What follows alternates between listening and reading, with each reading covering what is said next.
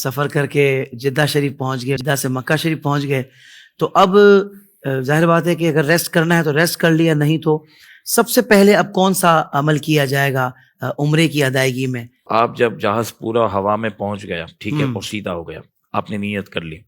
اب نیت کرتے ہی جو ہے نا آپ کا سب سے بڑا وظیفہ وہ تلبیہ ہے. تلبیہ پڑھنا ہے. لبیک اللہم لبیک لبیک لا شریک لک لبیک ان الحمد والنعمت لک والملک لا شریک لک. حافظ صاحب اس کے معنی پر غور ضرور کریں. آپ کو پتا ہو آپ منہ سے کیا کہہ رہے ہیں، لبیک اللہم، اے اللہ میں حاضر.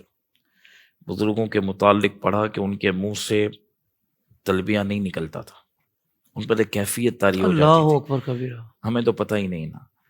ان پر ایک کیفیت طاری ہوتی تھی کہ میں لبیک کہوں، وہاں سے اللہ کے بارگاہ سے کیا جواب آتا ہے. اس لیے ایک کیفیت طاری ہو. اور پھر تلبیہ کی برکت بھی اتنی ہے کہ جب بندہ تلبیہ کہتا ہے تو زمین کی اور اشیاء پہ اس کے ساتھ تلبیہ کہنا شروع کر دیتے. اتنی بڑی برکت کی بات ہے. تو اب آپ کو دنیاوی گفتگو سے بہتر یہ ہے کہ آپ اپنی زبان پر نیت کرتے ہی تلبیہ جاری رکھیں. سبحان اللہ. ضرورت کی بات، جائز بات کر سکتے ہیں، لیکن زیادہ تر آپ تلبیہ میں وقت گزاریں. دیگر وظائف کے مقابلے میں بھی تلبیہ کی زیادہ. اور درود پاک، یہ دونوں وظائف کو لکھا بزرگوں نے سب سے بلند ترین وظیفے ہیں. باوضو ہوں، قرآن شریف کی تلاوت کریں. سبحان ٹھیک ہے. اب تو موبائل وغیرہ میں بھی آسانی ہے. حافظ صاحب دیکھیں ابھی ہم پورا سال اپنے علاقے میں، اپنے شہر میں موجود ہیں، کروڑوں باتیں کر ہی رہے ہیں. یہاں پر تلبیہ کہاں پڑھتے، نہ موقع ہے نہ ذہن بنتا ہے.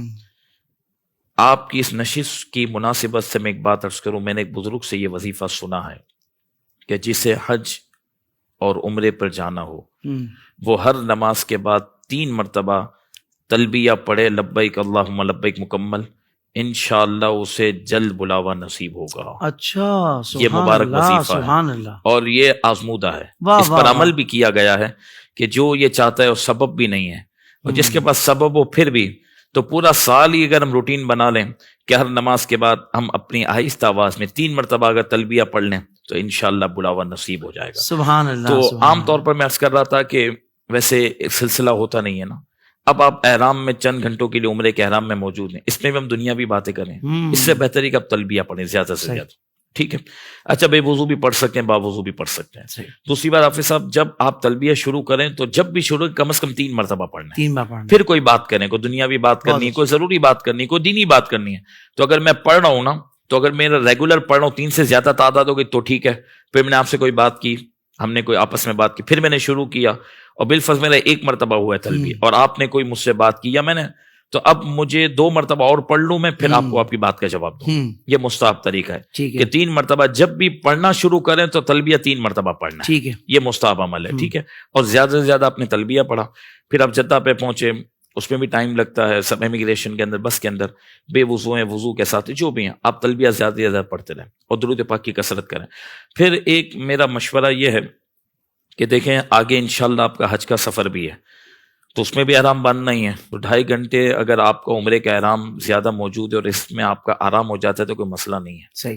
دیکھیں 1 دن پہلے ہمارا ایک روٹین بنی ہوئی ہے، ملنے ملانے والے بہت آتے ہیں. حالانکہ ملنے والوں کو بہتر یہ ہے کہ وہ 2 دن پہلے ہی مل لیں. جو رات بیچارے کی سفر کی اس میں بھی ہم ملیں، لیکن یہ خوشی کا معاملہ، نیند نہیں آتی. ٹھیک ہے. چلیں، ایک آپ پہلے اپنے گھر سے جاگے ہوئے، ٹھیک ہے، پھر آپ جو ہے نا پورے سفر کو لے کے چل رہے ہیں، سامان کی پیکنگ بھی آخر تک چل رہی ہے. چل رہی ہیں، یہ بھی 2 دن پہلے کر لیتے، یہ بھی چل رہی ہے. ٹھیک ہے. آخر دن تو خریداری بھی چل رہی ہوتی. اچھا ٹھیک ہے، یہ کر رہے ہیں آپ ایک تھکاوٹ ہے، خوشی ہے لیکن تھکن بھی ہے. تھکن اور نیند ایسی چیز ہے جو خوشی کو بھی جو نا آگے پیچھے کر دیتی ہے. نیند ہے نا. پھر آپ نے ہوائی جہاز تک بھی سامان اٹھایا، امیگریشن کے معاملات بھی، پھر آپ جدہ میں بھی جدہ سے مکہ المکرمہ تو بہت کم ہے، 1-1.5 گھنٹے میں پہنچ جائے، لیکن جو نا کاروائی زیادہ ہوتی ہے حاجیوں کے لیے. ٹھیک ہے. کئی جگہوں پر ہمیں رکنا پڑتا ہے، مولم کے آفیسز پہ جانا پڑتا ہے، وہ دستاویز دیتے ہیں، پاسپورٹ جمع کرتے ہیں، بہت ٹائم لگتا ہے. تو آپ کو فلائٹ 4 گھنٹے کی ملی، اگر وہ بھی ڈائریکٹ فلائٹ ہے. صحیح. ٹھیک ہے. 2-3 گھنٹے پہلے آپ یہاں سے نکلے ہوئے، 1 رات کے پہلے جاگے ہوئے، اور پھر جدہ پہنچے. امیگریشن کے بعد جب آپ ہوٹل پہنچے تو میرا خیال ہے کم از کم 16 سے 18 گھنٹے آپ کو لگ گئے اور آپ کی نیند نہیں ہوئی. جو آپ نے پلین میں بیٹھے بیٹھے 2-4 غنودگی کے جھٹکے لے لیے وہ الگ بات ہے، باقی آپ کی نیند نہیں ہوئی. اب آپ میں ہمت ہی نہیں ہے، آپ فریش نہیں ہیں، آپ کیسے خانہ کعبہ میں جا کر دعا مانگیں گے؟ آپ پر کیفیت کیسے طاری ہوگی؟ اللہ اکبر. اس لیے بہتر یہ ہے کہ نماز کا وقت نہ ہو، نماز ہو تو نماز آپ پڑھ لیں، حدود حرم کے اندر ہی آپ پہنچ گئے, ہوٹل اندر ہی موجود ہے, کئی کلومیٹر پر حرم موجود ہے, تو ہوٹل میں بھی آپ کو وہی ثواب مل جائے گا. صحیح. آپ نے وہی نماز ادا کر لی, کھانے پینے کی ضرورت ہے تو کھا پی لیں, اس کے بعد لیٹ جائیں, 1.5-2 گھنٹے آپ نیند کر لیں, اس کے بعد پھر تازہ وضو کر کے فریش ہو کر کھا پی کر جائیں گے نا, آپ کو بہت فائدہ ہوگا. یعنی عبادت پر قوت حاصل کرنے کی نیت سے بندہ لیٹ جائے, آرام کر لے, اس کو پتہ ہے اس کو مزہ آئے گا عبادت کا. کیا کرنا ہے مجھے ابھی یہ بتائیں. نہیں میں ابھی فوراً کر لوں عمرہ, پھر کیا ہوگا, میں گنجا کرا کے ہوٹل میں گھوموں گا, سب کو بتاؤں گا میں نے فوراً کر لیا, آپ تو ابھی سوئی رہتے, اس سے کیا ملے, ریکارڈ تھوڑی بنانا ہے کوئی. کیا کرنا ہے.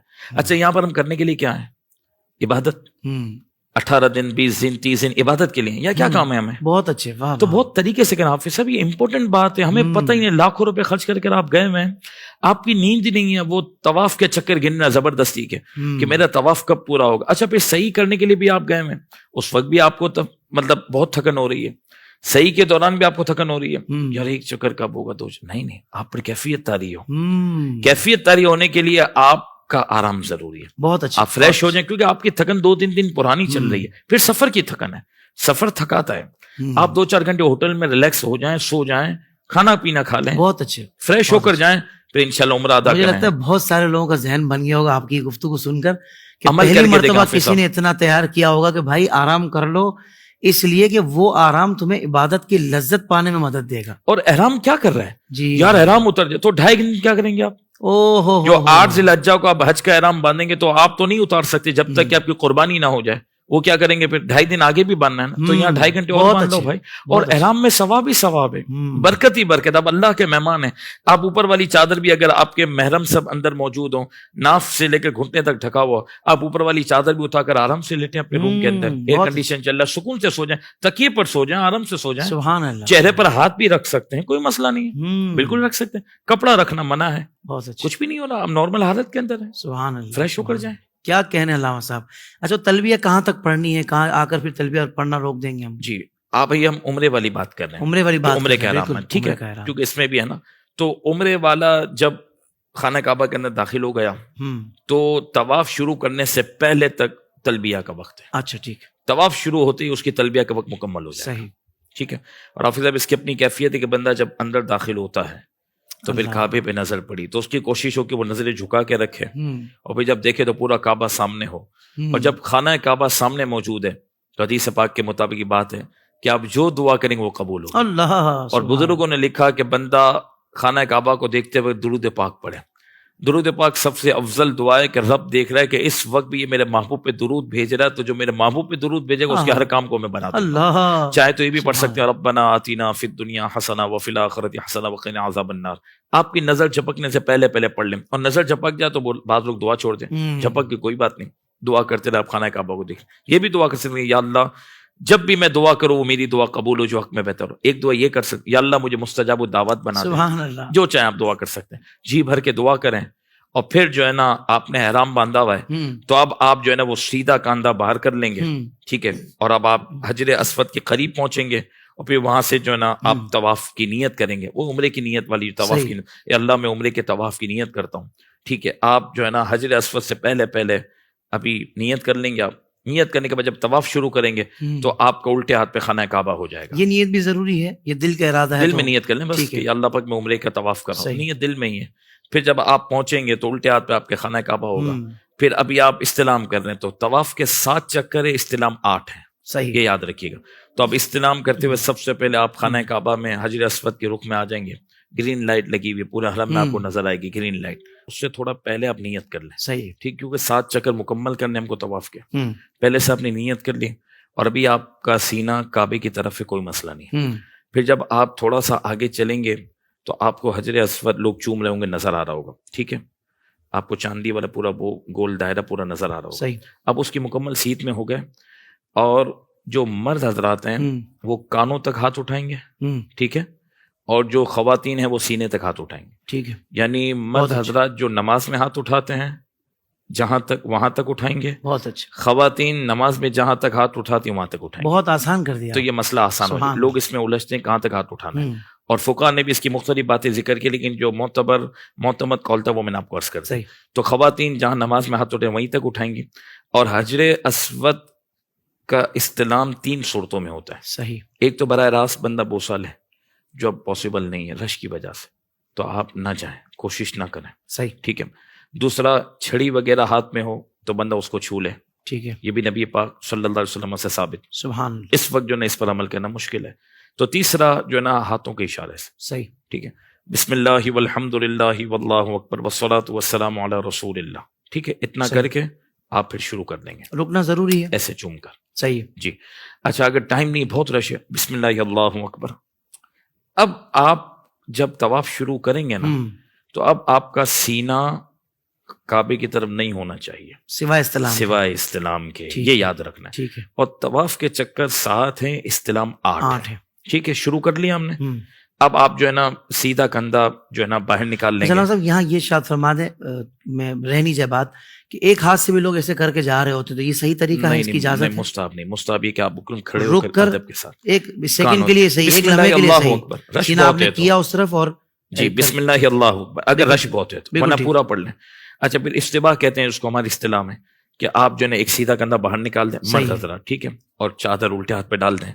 اور عمرے کے جو طواف ہیں اس کے شروع کے 3 چکر میں رمل ہوگا. رمل کہتے ہیں پہلوان والی صورت اختیار کرنا. صحیح. جو پہلوان کی چال ہے تو یہ وہاں پر مستحب و سنت ہے. صحیح. اچھا، رش بہت ہو، نہ کر سکتے ہو تو کوئی بات نہیں.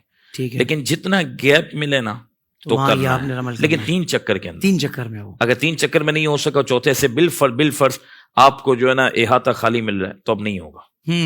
اور جان بوجھ کر بھی سستی نہ کرے کہ یہ عظیم سنت ہے. ٹھیک ہے. یہ سنت سے محرومی ہے. تو آپ کو تھوڑا سا بھی گیپ ملے نا تو رمل کرے. رمل میں دوڑنا نہیں ہے، پہلوان والا مطلب سینہ چوڑا کر کے آپ یہ کیا ہے، بڑا عجیب مجھے لگتا ہے. یہ واک کر رہے ہیں آپ. نہیں، پہلوان جیسے رنگ کے اندر آتا ہے نا تو جیسے یہ چلتا ہے تھوڑا سا سینہ سے، یہ تو سینہ چوڑا. بالکل ٹھیک ہے. آپ یہ دیکھیں، زمین پر پوری کائنات میں ایسے چلنے کو منع کیا رب نے. اللہ قرآن میں منع ہے کہ تم ایسے مت چلنا کبھی. تم کیا کرو گے ایسے چل کے؟ لیکن حدود حرم میں کعبے کے سامنے کیوں؟ فرمایا پیاروں کا طریقہ یہ ہے. کیا کہنے. دشمنوں پر روب طاری ہو. بہت اچھے. تو ابھی تو بالفرض کوئی دشمن نہیں ہے، کافر تو سامنے نہیں ہے. پھر فرمایا جو پیاروں کی ادائیں وہ قیامت تک ادا ہیں. سبحان اللہ. وہ کرنا ہے آپ کو. تو اب وہ 3 چکر میں رمل ہوگا. ٹھیک ہے. ٹھیک ہے. مرد حضرات کریں گے. صحیح. رمل کرنے کے بعد 3 چکر آپ جیسے طواف کر رہے ہیں، استلام ہر چکر میں کریں گے آپ. ٹھیک ہے. اس کے بعد جو آخری 4 چکر ہوں گے اس کے اندر آپ رمل نہیں کریں گے. رمل نہیں کریں گے. جب آپ کا 7واں چکر مکمل ہوا تو آپ 8واں استلام کریں گے. صحیح. تھوڑا سا اور آگے بڑھ جائیں گے تاکہ طواف مکمل ہو جائے. تھوڑا سا بالکل صحیح. آگے بڑھنے کے بعد پھر بعض لوگ یہ جب تک صحیح نہیں کر لیتے کھلا رکھتے ہیں. یہ مناسب نہیں ہے. آپ کا مکمل احرام ہو گیا، اب آپ اس کو بند کر لیں. بند کرنے کے بعد مقام ابراہیم کی طرف جائیں اور 2 نفل ادا کریں. یہاں یہ ارشاد فرما دیں کہ اگر استوا بھول گیا جی تو ایسی صورت میں دم وغیرہ ہے کہ نہیں؟ نہیں، یہ سنت ہے. سنت لیکن عظیم سنت ہے، جان بوجھ کے نہیں چھوڑنا. جان بوجھ کے نہیں چھوڑ. لیکن دم اور صدقے کا تعلق نہیں ہے. رمل اور استباء یہ سنت ہے لیکن عظیم سنت ہے. جان بوجھ کر چھوڑنا یہ منع ہے، لیکن اس پر کوئی کفارہ نہیں. تو آپ نے سوال ضرور پوچھا حافظ صاحب، لیکن یہاں پر میں یہ توجہ دلاؤں کہ بعض لوگوں کو یہ فکر ہے یا دم تو نہیں، پھر خیر ہے. جو نیکی چھوڑ گئے اس کی کون سی خیر ہے؟ اللہ اکبر. یہ واہ یار، 10 روپے میرے جیب سے بچ گئے اس پہ خیر ہو گئی. اور جو میں 10 لاکھ اور ہزاروں نیکیوں سے محروم ہوں گے اس میں کوئی خیر. یہ کیا بات کیا؟ یہ بعض لوگوں کو یار اللہ سب کفارہ تو نہیں، پھر ٹھیک ہے. اور بھائی کفارہ نہ ہونا الگ بات ہے، جو محرومی رہے گی نیکی سے وہ سب سے بڑا مسئلہ ہے. لیکن مسئلہ ہے کہ میرا مال بچ گیا تو میں بول رہا ہوں خیر ہے، اور نیکیوں سے محروم رہ گیا تو پھر بول رہا ہوں مسئلہ. اللہ یہ توجہ ہونی چاہیے. اس لیے آپ کی بات چلی تو میں نے سبحان اللہ سبحان اللہ کہ عظیم سنت ہے. اس سے ضروری نہیں کہ ہر چیز کا کفارہ ہو. ہمیں ایک ایک عمل جمع کرنا ہے، وہاں پر ایک نیکی 1 لاکھ کے برابر ہے. اچھا، اس کے بعد یہ کرنا ہے کہ وہ طواف جس کے بعد سعی ہو. کیا سعی ہو؟ جیسے عمرے کا طواف ہے، پھر ہم جب طواف زیارت کرتے ہیں اس میں اگر شروع میں نہ کی ہو تو اس کے اندر یہ ہے کہ آپ پہلے مقام ابراہیم پر نفل ادا کریں گے. صحیح ہے. اور پھر ملتزم کے مقام پر دعا کریں گے. صحیح. اور نفلی طواف میں یہ ہے کہ نفلی طواف کے بعد ملتزم پہ دعا کر لیں اور پھر آپ نفل ادا کریں گے. صحیح. اچھا، یہاں ایک اور مسئلہ عرض کروں حافظ صاحب. مقام ابراہیم کے پاس اب بہت رش ہو گیا. بعض لوگ 4 جانے کھڑے ہو جاتے ہیں، پھر اپنی محرم خاتون کو نماز پڑھاتے ہیں، کبھی دھکے لگ رہے ہیں. یہ مناسب نہیں ہے. بالکل افضل ہے مقام ابراہیم کے پاس نفل پڑھنا، لیکن جگہ نہیں ہے تو اس کی سیدھ میں پڑھ لیں. بالکل صحیح. نہیں ہے تو تھوڑا پیچھے کی طرف پڑھ لیں. حدود حرم میں انشاءاللہ آپ کو کہیں نہ کہیں جگہ مل جائے گی. بالکل. تو آپ وہاں پر 2 نفل ادا کریں. اور یہ واجب ہے، یہ واجب، یہ ضروری ہے. جان بوجھ کر اس میں تاخیر کرنا یہ منع ہے. ہاں مکروہ وقت ہے، آپ کا طواف مکمل ہوا، وقت مکروہ چل رہا ہے تو آپ نہیں پڑھ سکتے، وہ الگ بات ہے. لیکن جان بوجھ کر اگر آپ سستی کریں گے تو یہ آپ پر بوجھ ہے، زندگی میں کبھی بھی ادا کرنے ہیں، مگر وہ عمرہ ہو جائے گا، عمرہ ہو جائے گا. لیکن یہ آپ کو نفل ادا کرنے ہیں، نفل کہنے میں ہے لیکن آدھا، اس کی ادائیگی واجب ہے. اس کے بعد پھر آپ جو ہے نا مقام ابراہیم کی طرف آئیں گے، جہاں آپ کو جگہ ملے. آپ دیکھ لیں، خواتین سے تھوڑا سا ہٹ کے دیکھ لیں، رش تھوڑا سا کم ہو کہ آپ نفل پڑھ سکتے ہو، وہاں نفل پڑھ لیں، دعا کر لیں. مستحب دعائیں موجود ہیں کتابوں کے اندر. ایک ہے کہ اللہم انک تعلم سری وعلانیتی فاقبل معذرتی وتعلم حاجتی فاعطنی سؤلی وتعلم ما فی نفسی فاغفر لی ذنوبی اللہم انی اسألک ایمانا یباشر قلبی ویقینا صادقا حتی اعلم انه لا یصیبنی الا ما کتبت لی ورضا من المعیشت بما قسمت لی یا ارحم الراحمین. یہ دعا کی فضیلت یہ ہے کہ رب فرماتا ہے کہ وہ نہ چاہے تو بھی میری مخلوق کو میں اس کے قدموں میں ضرور بھیجوں گا. اللہ، رزق بھی اس کو بے پناہ ملے گا، اللہ، بہت برکتیں اس کو عطا ہوتی ہیں. سبحان اللہ. یہ جو دعا پڑھ لے مقام ابراہیم کی سمت کے اندر. اب آپ اور بھی دعائیں مانگے، قبولیت کے لمحات. دعا وغیرہ آپ نے مانگ لی، ٹھیک ہے. اس کے بعد آپ نے زمزم وغیرہ پیا، کولر موجود ہوتے ہیں، ٹھیک ہے. زیادہ ٹھنڈا نہ پئیں، گلا وغیرہ کہیں آزمائش میں نہ آ جائے. دیکھ لیں اپنے حساب سے، اس پہ لکھا ہوتا ہے کولر کے اوپر مبرد بھی غیر مبرد بھی، بلو کلر سے لکھا ہوتا ہے، ٹھیک ہے. تو وہ آپ زمزم پینے کے بعد اب فریش ہیں، آپ پھر صفا مروہ کی صحیح کی طرف. اچھا، میں چاہوں گا صحیح کی طرف جائیں، اس سے پہلے یہ ارشاد فرما دیں کہ طواف میں، دوران طواف جی، اگر آپ کو کوئی سلام کرتا ہے تو اس کا جواب دینا چاہیے؟ نہیں. جی دے سکتے ہیں، دے سکتے ہیں، مسئلہ سلام کا جواب دینا ہی ہے. یعنی لیکن آپ اگر دعا بھی پڑھ رہے ہیں، قرآن شریف بھی پڑھ رہے ہیں، وہ الگ بات ہے، پھر تو نہیں دینا. ٹھیک ہے. پھر تو سلام کرنے والے کو سوچنا چاہیے کہ مجھے سلام نہیں کرنا. ہاں، کوئی قرآن پڑھ بہت سارے لوگ ملتے ہیں نا، سلام کا جواب دے سکتے ہیں. شرعی مسئلہ کوئی عالم دین سے پوچھے تو وہ اس کو جواب دے سکتا ہے. ٹھیک ہے، بالکل دے سکتے. صحیح میں کھانے پینے کی اجازت ہوتی ہے. صحیح. طواف کے اندر کھانا منع ہے، زمزم چلتے چلتے پی رہے ہیں تو الگ بات ہے. صحیح، ٹھیک ہے. اور یہ بھی ارشاد فرما دیں کہ کوئی بھی دعا پڑھ سکتے ہیں 7 چکروں میں، یا مخصوص جو دعائیں ہیں وہی پڑھنا ضروری ہے؟ مخصوص دعائیں بھی کتابوں میں موجود ہیں، لیکن اس کو سید اعلیٰ حضرت امام اہل سنت رضی اللہ تعالیٰ نے لکھا، دیگر بزرگوں سے بھی لکھا کہ سب سے بڑی دعا وہ درود پاک ہے، اور جامع دعا بھی اور آسان دعا بھی ہے. تو آپ اگر وہ کثرت سے پڑھیں گے تو رب بن مانگی عطا کر دے گا. سبحان اللہ. زیادہ سے زیادہ وہ دعائیں پڑھیں. اور دوران طواف اگر وضو ٹوٹ جائے تو ایسی صورت میں طواف شروع سے آغاز کرنا ہوگا اس کا، یا اسی چکر سے کر سکتے ہیں؟ دیکھیں، اگر آپ کا وضو ٹوٹ گیا اور آپ کے 4 چکر پورے نہیں ہوئے تھے، پہلے میں تھے، دوسرے میں تھے، تیسرے میں تھے، چوتھے میں ہی تھے، بھی پورے نہیں ہوئے تھے، تو پھر آپ کی مرضی ہے کہ آپ شروع سے شروع کریں یا وہیں سے کریں، یا وہیں سے شروع ٹھیک ہے. لیکن اگر 4 چکر کر لیے ہیں تو پھر وضو کر کے جب آئیں گے تو وہیں سے شروع کریں گے. وہیں سے کرنا ضروری ہے، وہیں سے کرنا، نہیں پھر نہیں ہوگا 4 چکر کے بعد، بالکل پھر آپ وہیں سے کریں گے. بالکل ٹھیک ہے. اب وہ زمزم پی کے ہم صفا مروہ کی صحیح کی طرف، صفا مروہ کی طرف آپ چلے گئے، اور زیادہ دیر جان بوجھ کر جو ہے نا فاصلہ دینا یہ بھی منع ہے. تھوڑی دیر کے لیے تھکاوٹ ہو رہی تو کعبے کو دیکھتے دیکھتے بیٹھ جائیں، کعبے کو بالکل بیٹھ سکتے ہیں. کیا کہنا ہے، اور کعبے کو دیکھنا بھی ثواب اور رحمت کی بات ہے. طواف کرنے میں کعبے کو دیکھنا ماشاءاللہ. مگر کعبۃ اللہ شریف کے پاس نہیں جانا، وہاں خوشبو لگی ہوتی ہے، وہ چھونا نہیں ہے، اس کے پاس نہیں جانا. بالکل یہ احتیاط ابھی باقی ہے، بالکل باقی. ابھی آپ کو خوشبو بنا ہے، آپ کعبے کی زیارت میں بیٹھیں، 10-15 منٹ بیٹھیں یا 20 منٹ بیٹھیں، جتنی دیر آپ بیٹھنا ہے. اور اس کے بعد پھر آپ صفا مروہ کے صحیح کی طرف چلے جائیں. تو پھر آپ صفا سے شروع کریں گے اور وہ نیت کریں گے اللہ پاک میں عمرے کی صحیح کر رہا ہوں، صحیح. اور پھر یہ شروع کریں ابدأ بما بدأ اللہ تعالی به ان الصفا والمروة من شعائر اللہ فمن حج البیت واعتمر فلا جناح علیہ ان یطوف بہما ومن تطوع خیرا فان اللہ شاکر علیم. یا آپ نے آیت کریمہ پڑھ لی، اگر آیت کریمہ یاد نہیں ہے تو بس آپ یہ نیت کر لیں کہ اللہ میں صفا اور مروہ کی صحیح شروع کر رہا ہوں. سبحان اللہ. پھر آپ صفا سے مروہ تک جائیں گے، یہ 1 چکر ہے، مروہ سے صفا 1 چکر ہے. صحیح. شروع صفا پہ کریں گے، ختم مروہ پہ کریں گے. صحیح. یہ 7 چکر ادا کریں. یہ 7 چکر کر لیے جی. تو اب سمجھے کہ آخری مرحلہ رہتا ہے، ہر چکر پہ دعا مانگے، مستحب ہے، جتنی دیر دعا کر سکتے دعا مانگے. اور جب صفا مروہ کی صحیح کر لی. اچھا، یہاں پر ایک مسئلہ اور عرض کروں، طواف کے دوران نمازی کے آگے سے آپ گزر سکتے ہیں. حرم میں نماز پڑھ رہے ہیں نا لوگ، صحیح ہے، گزر سکتے ہیں، تو طواف میں گزر سکتے ہیں، وہ بھی عبادت میں اور آپ بھی طواف بھی نماز ہے، لیکن صحیح میں نہیں گزر سکتے. اچھا، یہ مسئلہ ڈائریکٹلی بتائیں پبلک، لازمی. لوگ وہاں پر نماز کے ٹائم پہ صحیح میں لوگ نماز پڑھیں، ہم گزر رہے ہیں، منع. ارے جا سکتے، نہیں جا سکتے. صحیح کے معاملات الگ ہیں. صحیح میں آپ نمازی کے آگے سے نہیں گزر سکتے، اور نہیں گزر سکتے کا مطلب یہ کہ عام حالت میں اتنا بڑا گناہ ہے تو آپ نے حرم کے اندر یہ گناہ کیا، اس لیے نہیں گزر سکتے. یہ آپ کو احتیاط کرنی ہے. اور طواف کے نفل واجب ہیں، صحیح کے بعد 2 نفل پڑھنا مستحب اور سنت. صحیح کرنے کے بعد پڑھ لیں 2 نفل، مکروہ وقت نہ ہو تو سنت کا ثواب ملے گا، مستحب کا ثواب نہیں پڑھے تو کوئی مسئلہ نہیں ہے، لیکن طواف کے بعد پڑھنا ضروری ہے. اس کے بعد آپ باہر نکلیں، جو عورتیں ہیں وہ تقصیر کر لیں گے ہم، اور جو مرد حضرات ہیں وہ حلق کروائیں. صحیح. مرد بھی تقصیر کر سکتے ہیں لیکن حلق کروانے کے لیے نبی پاک صلی اللہ علیہ صلی اللہ علیہ وسلم نے 3 مرتبہ دعا فرمائی ہے. صحیح. جو حلق کروا لیتا ہے اس کے لیے حضور کی 3 مرتبہ دعائیں، سبحان اور جو اللہ. قصر کرتے اس کے لیے 1 مرتبہ دعا. ایک بار دعا ہے. اور فرمایا ایک ایک بال کے بدلے اس کو نیکی ملتی ہے، صحیح. جو ایک ایک بال جو کٹواتے ہیں. اگر وہ قصر کروا رہا ہے تو قصر کا کیا طریقہ ہے؟ ارشاد فرمائیں. قصر کا طریقہ یہ ہے کہ سر کے چوتھائی حصے کا ہر بال انگلی کے پورے کے برابر کٹ جائے. کٹ جائے تو قصر ہو جائے گا. ہاں، بعض لوگ 2-4 بال کٹوا لیتے ہیں، 2-4 یہ بھی بال. دیکھا ہے کہ وہ خاتون اپنی تو کاٹ لیتی ہیں ادھر بال، ہاں، پھر مرد کی بھی ایک لٹ کاٹ کے سمجھتی ہیں اس کا بھی ہو یہ گیا. یاد رکھنا احناف کے نزدیک یہ قصر نہیں ہے اور یہ احرام سے باہر نہیں ہوا. اللہ اکبر. احناف کے نزدیک نہیں باہر ہوا، یہ یاد اللہ رکھیں. اکبر. تو چند بالوں سے قصر نہیں ہوتا. قصر کے لیے چوتھائی سر کے حصے کا ہر بال انگلی کے پورے کے برابر کٹنا لازمی ہے، صحیح. یہ یاد رکھیں. صحیح. اچھا، خواتین قصر کیسے کریں؟ تو پہلے تو یہ کہ وہ اپنے محرم سے ہی کروا لیں. صحیح. غیر محرم کی طرف نہ جائے، یہ حرام ہے. ٹھیک ہے. محرم سے کروانے کا طریقہ یہ ہے کہ ان کی جو چٹیا ہے اس کو جو ہے نا آخری حصے کو آپ لپیٹ لیں انگلی کے پورے میں اور تھوڑا اوپر سے کاٹ لیں. صحیح. اچھا، لیکن اگر وہ 3-4 عمرے کرے گی تو اس کے بال تو فارغ ہو جائیں گے.